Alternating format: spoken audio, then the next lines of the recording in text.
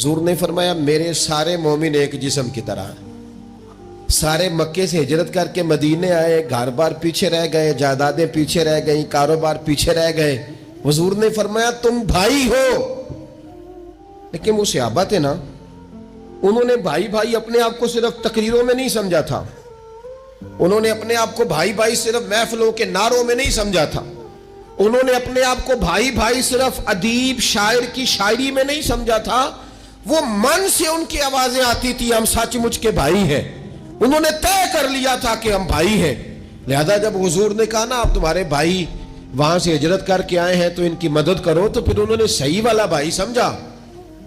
دھاگا رکھ کے اپنا گھر تقسیم کر کے آدھا اپنے بھائی کو دیا, کاروبار بانٹ کے اپنے بھائی کو دیا. جس کے پاس 4 اونٹ تھے اس نے 2 اپنے بھائی کو دے دیے. چلتے کاروباروں میں بھائیوں کو شریک بنا لیا.